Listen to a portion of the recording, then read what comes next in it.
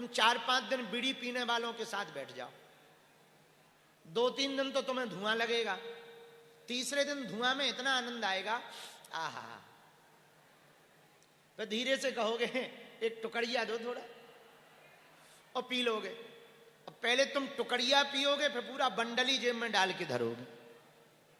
गुटखा खिलाने वाले क्या करते हैं, हमारे एक मित्र हैं गुटखा खाते हैं खूब, वो क्या करते हैं गुटखा खिलाने वाले, कैसे सिखाते हैं गुटखा, वो कहते पहले मोटो मोटो खा लो। जब शुरुआत में गुटखा खिलाना, पहले मोटो मोटो खा लो, जो मोटा मोटा होता ना बड़ी वाली सुपारी, उसको मोटो मोटो, ये मोटो मोटो खाओ। तो पहले मोटो मोटो गुटखा खवाबो सिखाएं, फिर वे पहले धो के खवाएं ताकि लगे ना, फिर के बाद में मोटो मोटो गुटखा, फिर बाद में पूरा जय बजरंगबली 20 को राजश्री जय बजरंगबली। तो अवगुणी, अच्छा एक व्यक्ति मिला, वो कभी गुटखा नहीं खाता था, पर एक से मित्रता हो गई उसकी, तो गुटखा सीख गया। तो हमने पूछा क्यों खाने लगे, बोले हमारा मित्र खाता था तो हम खाने लगे। हमने कहा मान लो तुम्हारा मित्र गंदा खाने लगा तो तुम खाओगे मेला? अरे बोले नहीं, हमने उनसे कारण जानना चाहा। हम कहा कैसे सीख गए? बोले जब वो गुटखा खाता था तो अच्छी स्माइल आती थी, हमने सोचा हमारी भी मुंह से बढ़िया स्माइल आए। भैया व्यसनी की संगत से व्यसन सीख जाओगे, अवगुणी की संगत से अवगुण सीख जाओगे, सद्गुणी की संगत से सद्गुण सीख जाओगे, भक्त की संगत से भक्ति सीख जाओगे। हमने एक बात कथा सुनाई थी, हमको याद आ गई परसों नरसों की बात। एक लकड़ी डली थी महाराज जी रास्ते में, आहा लकड़ी डली हुई थी। उसी समय एक महात्मा जा रहे थे, वो लकड़ी चिल्लाकर बोली अरे भगवान, हे महात्मा आप हमको उठा लो, हाथ में ले लो।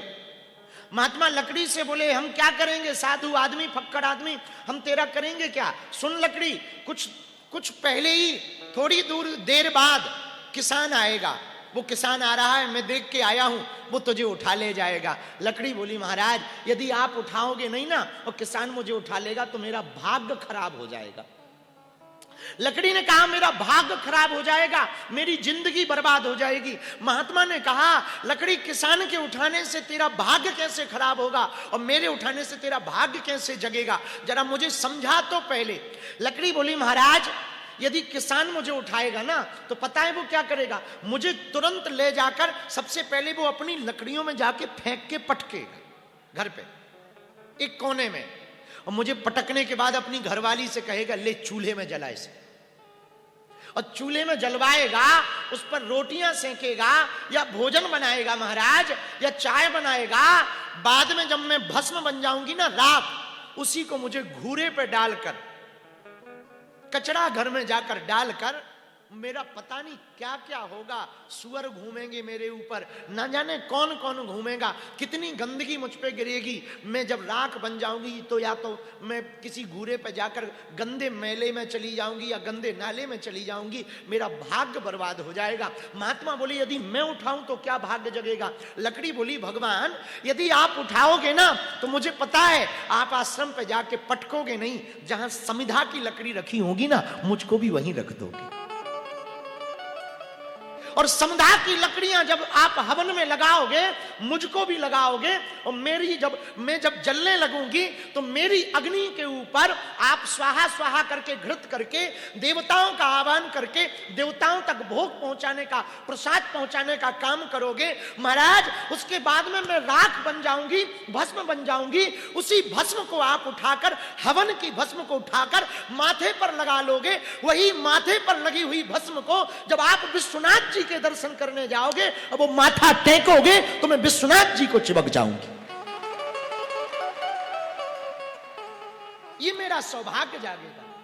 एक संगत के मात्र बदलने से मेरा सौभाग्य इतना जाग जाएगा कि मैं देवालय में अंदर जाकर के, देव तीर्थ में जाकर के, देव स्थान पर जाकर के, देवत्व श्री विग्रह में जाकर के मैं स्पर्श हो जाऊंगी। यदि महात्मा आपकी संगत मिल गई तो मैं या तो देव स्थान या देवालय, देव तीर्थ अथवा फिर किसी गंगा आदिक नदी, जो गंगा से मिलती हुई नदियां, सह नदियां होंगी, उनमें जाकर के मैं विसर्जित हो जाऊंगी। भगवान यदि आपकी संगत मिली महात्मा तो मैं देव स्थान चली जाऊंगी, यदि मुझे मुझे किसी किसान की संगत मिली तो महाराज पता नहीं मैं किस नाले में जाऊंगी, किस गंदगी में जाऊंगी, मेरा कोई ठिकाना नहीं। मेरे प्रिय आत्मियों, मेरे प्रिय पागलों, हम तुमको ये कथा सुनाकर ये कहना चाह रहे, सच्चे साधु की संगति करोगे तो पक्का है, पीने वालों की संगत करोगे तो वो मदरालय ले जाएंगे, भक्ति में जीने वालों की संगत करोगे तो वो देवालय ले जाएंगे। भैया संगत का बड़ा महत्व है, बहुत महत्व है। ये महत्वपूर्ण है कि आप संगत किसी की करते। एक बार हम, एक विदेशी दार्शनिक है डायोजनीज, यूनान में बहुत दार्शनिक हुए, अरस्तु, प्लेटो, सुकरात, वहां पर एक दार्शनिक हुआ डायोजनीज। जब उसको पढ़ रहे थे उसने बहुत अद्भुत बात लिखी, हमको तो दिल छू गई। वो लिख रहा है कि एक बार एक कुम्हार चिलम बना रहा था, चिलम बनाते बनाते उसका मूड बदला, चिलम को मिटाकर उसने सुराही बना दी। तो मिट्टी ने उस कुम्हार से कहा, भैया तुझे धन्यवाद। तो कुम्हार ने कहा, मुझे धन्यवाद क्यों दे रही मिट्टी, तू धन्यवाद क्यों दे रही? मिट्टी बोली, महाराज भला हुआ तुम्हारी बुद्धि पलट गई, मुझे चिलम से सुराही बना दी। बोले क्या भला हुआ? बोले यदि मैं चिलम बनती तो खुद भी जलती, दूसरों को भी जलाती। अब मैं सुराही बन गई, खुद भी शीतल रहूंगी, दूसरों को भी शीतल करूंगी।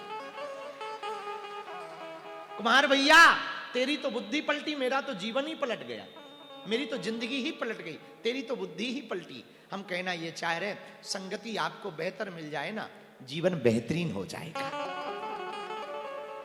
बेहतर से बेहतरीन की यात्रा करो, मृत्यु से मोक्ष की यात्रा करो। मरना तो सबको है, पर मौत जैसा मत मरना। मौत सबकी यानी तय, पर मरने मरने में अंतर होता है। मृत्यु पाकर मत मरना, जीते जी मोक्ष को पाकर के मरना।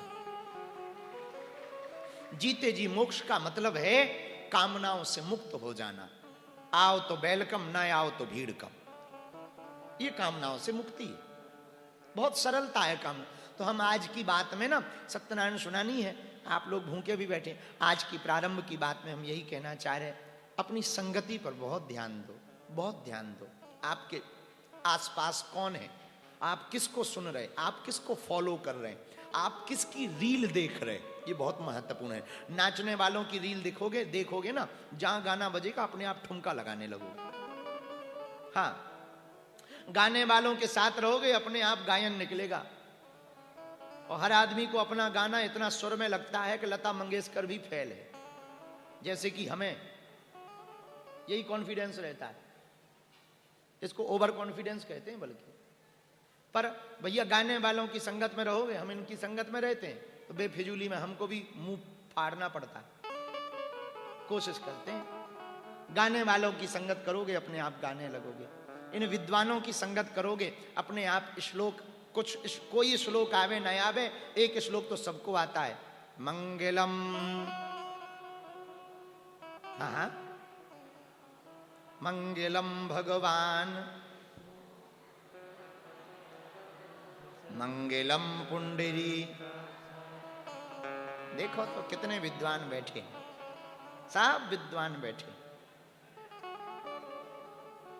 इन विद्वानों की आप संगत करोगे ना, ऐसे बहुत श्लोक आने लगेंगे, बहुत। भैया संगत का बड़ा असर है, जैसी संगत वैसी रंगत। इसलिए आज की बात में हम यही कह रहे, अपनी संगत को ठीक करना है। संगत को आपने ठीक कर लिया ना, जीवन ठीक कर लोगे, पक्का है। संगत को ठीक कर लिया, जीवन को ठीक कर लोगे। यही चर्चा कह के आज सत्यनारायण जी की हम अब आपको कथा सुनाते हैं। पूजन सबका हो ही गया, कल की सूचना हम पूर्ववत ही बता दें।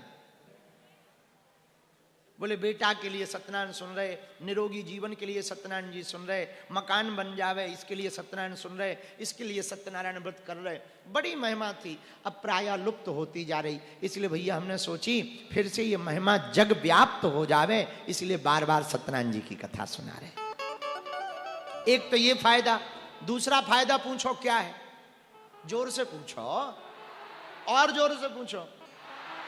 दूसरा फायदा यह है कि सत्यनारायण के बहाने आपको परिवार इकट्ठो बैठ सकत।